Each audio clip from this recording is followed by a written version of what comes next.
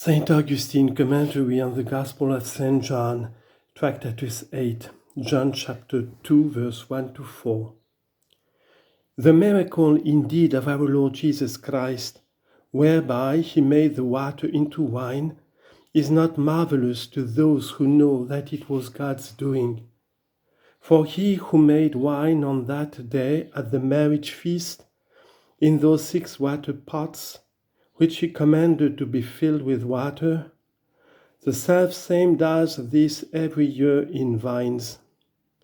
For even as that which the servants put into the water pots was turned into wine by the doing of the Lord, so, in like manner also, is what the clouds pour forth changed into wine by the doing of the same Lord. But we do not wonder at the latter, because it happens every year. It has lost its marvelousness by its constant recurrence. And yet it suggests a greater consideration than that which was done in the water pots. For who is there that considers the works of God, whereby this whole world is governed and regulated, who is not amazed and overwhelmed with miracles? If he considers the vigorous power of a single grain of any seed whatever, it is a mighty thing, it inspires him with awe.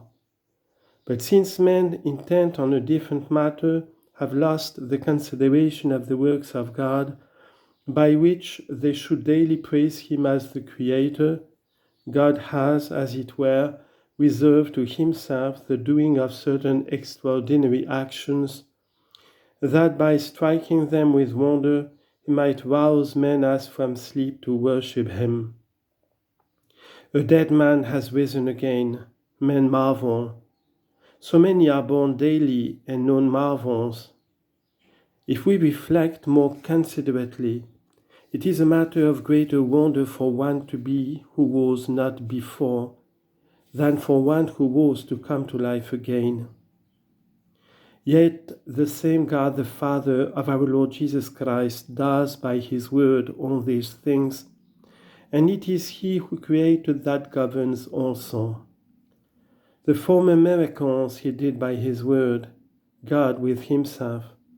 The latter miracles he did by the same word incarnate and for us made man. As we wonder at the things which were done by the man Jesus, so let us wonder at the things which were done by Jesus God. By Jesus God were made heaven and earth and the sea, all the garniture of heaven, the abounding riches of the earth, and the fruitfulness of the sea. All these things which lie within the reach of our eyes were made by Jesus God. And we look at these things, and if his own Spirit is in us, they in such manner please us, that we praise him that contrived them. Not in such manner that turning ourselves to the works, we turn away from the Maker, and in a manner turning our face to the things made and our backs to him that made them. And these things indeed we see, they lie before our eyes. But what of those we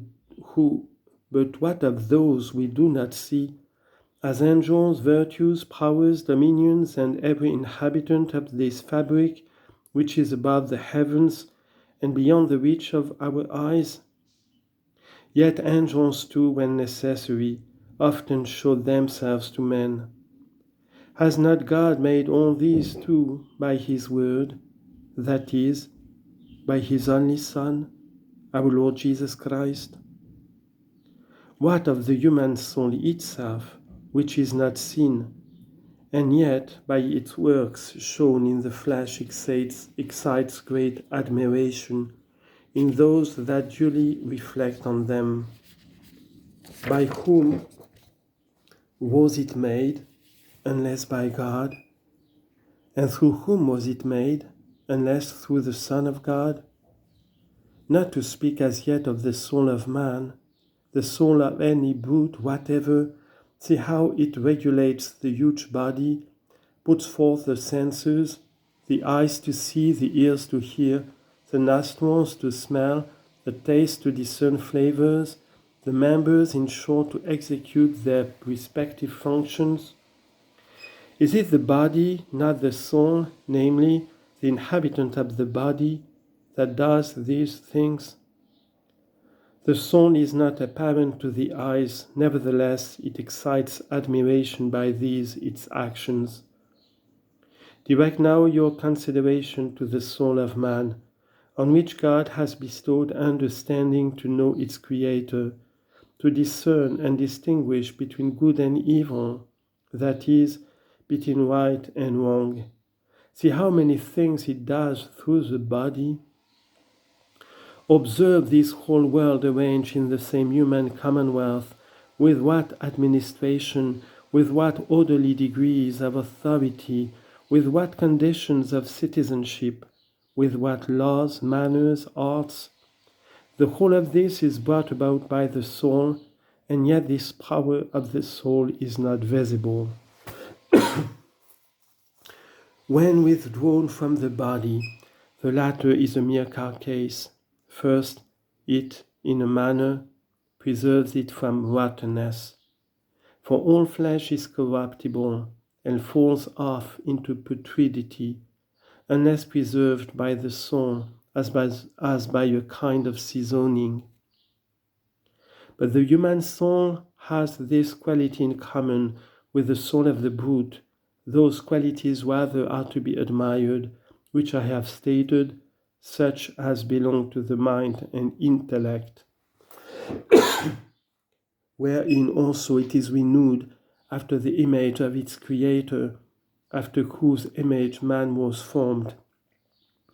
Colossians chapter 3, verse 10. What will this power of the soul be when this body shall have put on incorruption, and this mortal shall have put on immortality? 1 Corinthians chapter 15, verse 54. If such is its power acting through corruptible flesh, what shall be its power through a spiritual body after the resurrection of the dead? Yet this soul, as I have said, of admirable nature and substance, is a thing invisible, intellectual. This also was made by God, Jesus, for he is the Word of God. All things were made by him, and without him was nothing made. When we see therefore such deeds wrought by Jesus God, why should we wonder at what water being turned into wine by the man Jesus? For he was not made man in such manner that he lost his being God. Man was added to him, God not lost to him.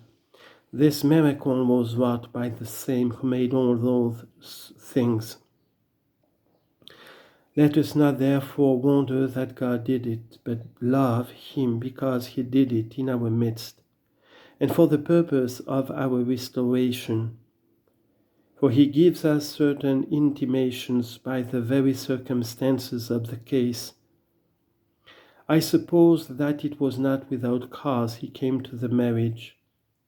The miracle apart, there lies something mysterious and sacramental in the very fact. Let us knock.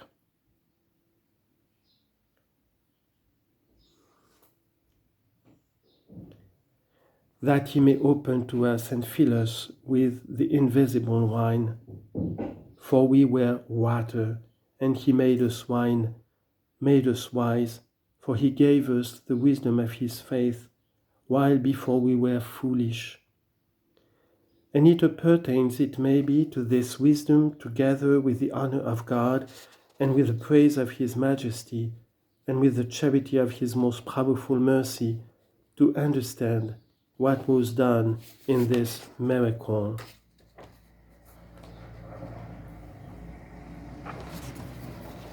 The Lord, on being invited, came to the marriage. What wonder if he came to that house to a marriage, having come into this world to a marriage? For indeed, if he came not to a marriage, he has not here a bride. But what says the apostle? I have espoused you to one husband to present you a chaste virgin to Christ. Why does he fear lest the virginity of Christ's bride should be corrupted by the subtlety of the devil? I fear, says he, lest as the serpent beguiled Eve by his subtlety, so also your minds should be corrupted from the simplicity and chastity which is in Christ. 2 Corinthians chapter 11, verse 3.